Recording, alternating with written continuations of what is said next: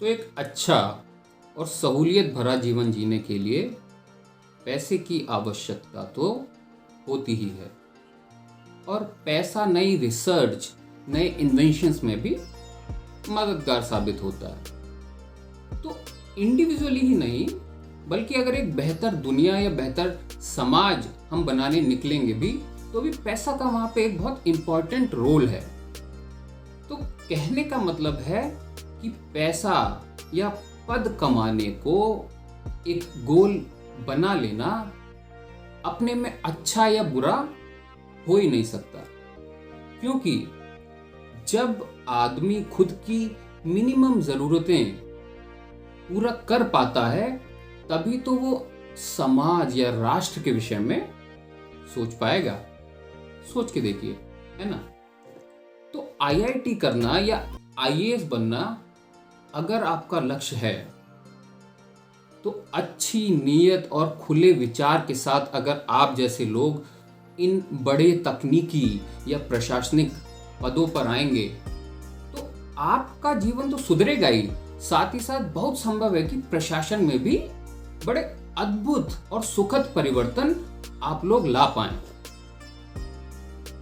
और याद रखें, जीवन कभी पूरा ब्लैक या व्हाइट तो किसी का भी हो नहीं सकता। हम सब एक ग्रे एरिया में जी रहे होते हैं, कुछ कम ग्रे में है, कुछ व्हाइट की तरफ ज्यादा है, राइट। तो एक नजरिया ये भी हो सकता है कि बुरा आदमी शायद बस इसलिए बुरा है क्योंकि अपने स्वार्थ के अतिरिक्त वो दूसरे के लिए कभी कुछ सोच ही नहीं पाता।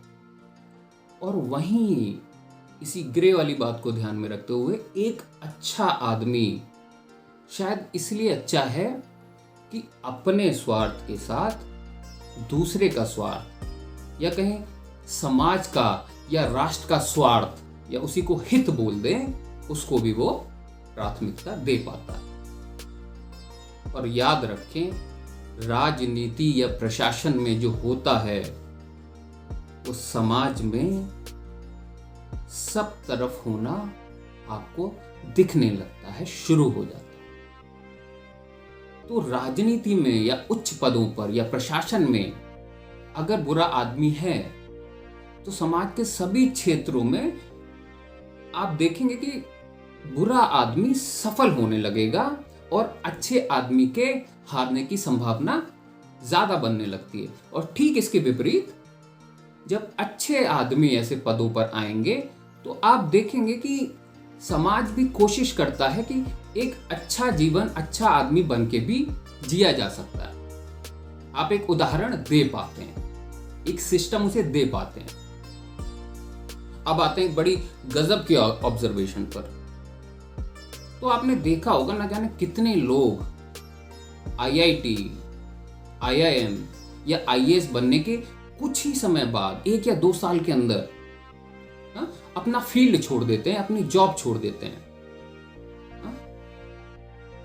और जो बस बाहर से उन लोगों को देख रहा होता है, उसे लगता है कि भाई गजब की मूर्ति है ये, या फिर कि भाई बड़ा गट्स है तुम्हारे अंदर तो यार। मगर इतनी जल्दी निर्णय पे आ गए तो क्या ये उचित है? इसे थोड़ा सा विस्तार में समझना पड़ेगा। तो देखिए, हर आदमी की अपनी एक बिल्कुल भिन्न यात्रा होती है, और उसके अलग अलग मार्ग भी हो सकते हैं, और गोल्स भी जीवन में बदलते रहते हैं जैसे जैसे समझ बढ़ती चली जाती है, एक्सपीरियंसेस की गहराई बढ़ती चली जाती है। और कब कौन सा मार्ग कोई व्यक्ति चुन ले या बदल ले, उसके भी 50 कारण हो सकते हैं।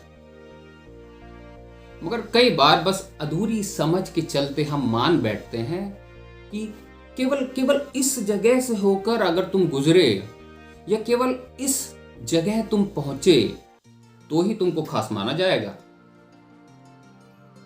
पर कई बार हमको बाहर बैठकर जो बातें बड़ी आकर्षक लगती हैं, अपनी तरफ खींचती हैं, शायद वो उस व्यक्ति को, जिसके पास अब पद है, पैसा है, गाड़ी है, सरकारी बंगला है, लाल बत्ती है, जिसकी दिन में कम से कम नहीं तो 4 बार मुख्यमंत्री या गृह मंत्री से बात होती है, शायद ये सब बातें उसे बड़ी सामान्य सी लगती हो। न उस पद को पाने में उसे कुछ विशेष लगा था, शायद न उसे छोड़ने में उसे कुछ विशेष लग रहा है। बड़ी सामान्य सी बात हो लग रही है उसे कि जो कि बस हो गया। तो शायद न ये इन पदों को छोड़ना, रिक्त कर देना, शायद न ये मूर्खता है और ना ही बड़े साहस की बात।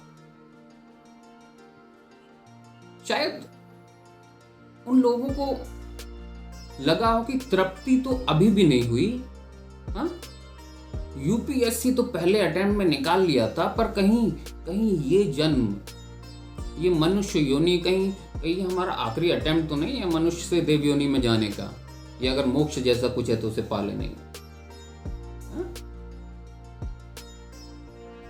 तो ये बातें एक तरफ, पर कई बार अंदर कोई और प्यास शायद ज्यादा इंपॉर्टेंट हो जाती है, महत्वपूर्ण हो जाती है, जिसे जिसे समस्या यही है कि शब्दों में नहीं बताया जा सकता। और उस प्यास की तृप्ति होने पर जो शांति मिलती है, उसे मापने का भी शायद कोई पैमाना या मापदंड अभी तक सोसाइटी के पास उपलब्ध नहीं है। नहीं तो वो कह पाती कि भाई घोषणा कर दो कि कल से इस व्यक्ति को भी सफल मान लिया जाए। तो ओशो ने शांति की इसी खोज को परम आनंद, परम विलास कहा। ओशो ने कहा छोटे मोटे विलास से जब ऊब जाओगे ना, तब बड़ी खोज पे निकलोगे। और बड़े अच्छे उदाहरण उन्होंने दिए और बड़े तर्क संगत लगते हैं कि महावीर, बुद्ध, राम और कृष्ण जैसे सभी लोगों में एक बात कॉमन आपने देखी होगी, और वो क्या थी? ये सभी राज परिवार से आए थे।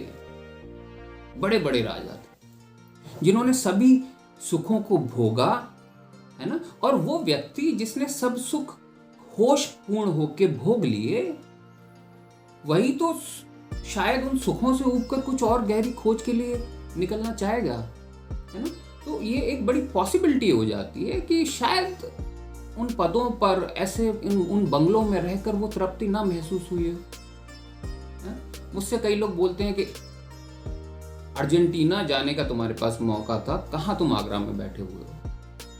तो बताना ये कठिन हो जाता है कि कई बार मैं मार्ग को नहीं चुनता, कई बार मार्ग मुझे ही चुन लेता है। ऐसी घटना भी घट जाती है। तो आज इस वीडियो में इतना ही। हाँ, आपसे अगली मुलाकात अगर समय पे हो, इसके लिए हमें एक काम करना पड़ेगा। नया चैनल है, हो सके तो इसे सब्सक्राइब कर लें और बेल आइकॉन भी दबा दें, ताकि जब मैं घंटी बजाऊं तो आपको सुनाई दे जाए। धन्यवाद।